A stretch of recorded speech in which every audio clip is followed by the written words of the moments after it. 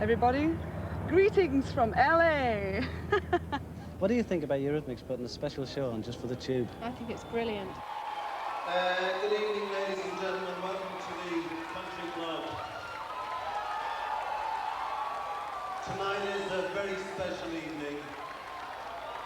One of the greatest contemporary bands is about to start its world tour in certainly the smallest venue it will play over the next year. They're very nervous. I hope that you give them a huge welcome. They're friends of mine, and they're doing this as a treat for all their Los Angeles fans and the viewers of the tune. I know them as a bunch of old tossers. They're probably more familiar to you as Eurythmics!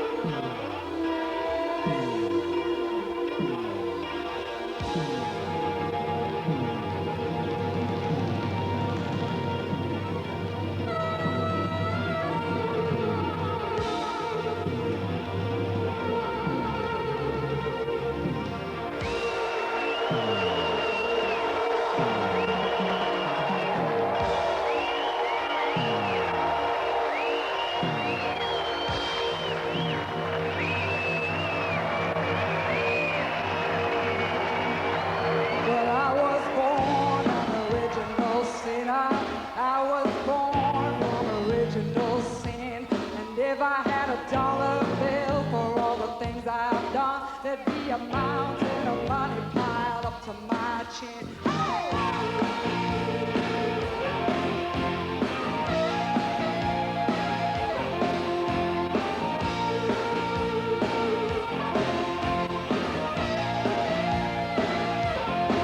My mama told me good, my mama told me wrong. She said, choose yourself, you can't go wrong. But there's just one thing that you must understand. You can fool with your brother, but don't mess with it.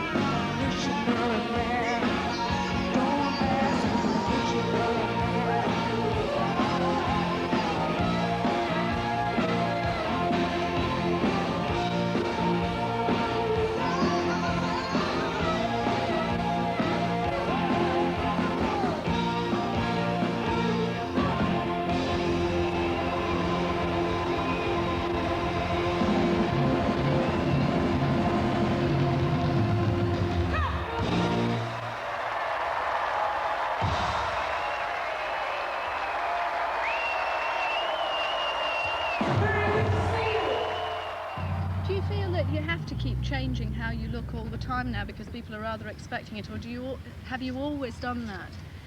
Do you feel Yeah, I'm a little bit, it's funny, I'm a little bit, like if people start to expect me to change, then I sort of want to put my heels in and say, well, I'm not going to change, you know, I'll do. And if it starts to be my little label that I change, I think that's really predictable. So I really always just want to do what I think is good and avoid what I think is really cliched and hackneyed and boring. So it's really, whatever other people think, you can't live up to other people's expectations. You just have to have your own. And I have my own about myself and about Eurythmics. Dave and I have our ideas. Although we don't always agree, we usually come to a good result in the end. Do you ever have rows with her about terrible. how things should be done? Terrible, yeah. Really bad rows. But about things that other people would think are really ridiculous for arguing about, you know. We don't have rows about the big major things. It's like, for instance, just the other day in this video edit, Annie wanted some doors to open like this, and I wanted them to open with a handle. That went on for half an hour, you know. How much are the videos your ideas, and how much input do you put into them? I would say that really Dave has a lot to do with the initial ideas for stories or not having a story or whatever we plan to do. It really sort of comes from Dave, with little odd bits and pieces put in by me. And then I often sort of have ideas on set, and I often have ideas in the edit as well. So it gets mixed up the more it progresses. When you were about 17, Yes. Elton signed you and lived to regret it. Yeah, he did, but the thing is, I didn't realise what we were meant to do. And so he gave our group an advance of money and... How much? I can't remember, it was a bit vague. But I know that we spent the lot very quickly. And when John Reid and Elton John asked, you know, hear what the recordings we were doing, we hadn't made any yet. He was saying, what record? We didn't really understand what being in a group was, I know that. But we learned very quickly. And did you think the advance was sort of spends? We thought it was, well, I invited all my friends down from Sunderland. I had about 12 people from Sunderland come down, and I bought acoustic guitars, and we bought all sorts of illegal substances and things, and went mad for about 6 months. And then the crunch came. And then the crunch What came, did they do? What did Elton and John Reid do when there was nothing? No record? No, I think they realised pretty soon after they signed us that we were very naive. And so they tried to help us, you know, took us on tour to Italy. It's funny because I remember singing backing vocals to Elton with Kiki D. I think they were wondering what they could do with us, you know, so we ended up like singing backing vocals. But we were a good group, like an acoustic group, but we just were very, very naive. So you were a sort of folk singer? Yeah. Still am, in my spare time. Are there any other women songwriters that you do admire and listen to? Yeah. Well, Chrissy Hind. Yeah. Totally, I think. She was, well, she's a friend of mine. I've become friends with her. And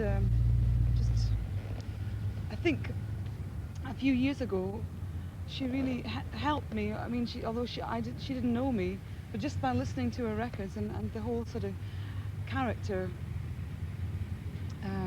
caliber of what she wrote made a lot of difference to me. It sort of set a standard for me, in a way, as another woman. Initially, it was Joni Mitchell, really. She was the first person who was doing what I wanted to do, ultimately, which was writing songs that expressed how she felt about things and singing them and recording them herself.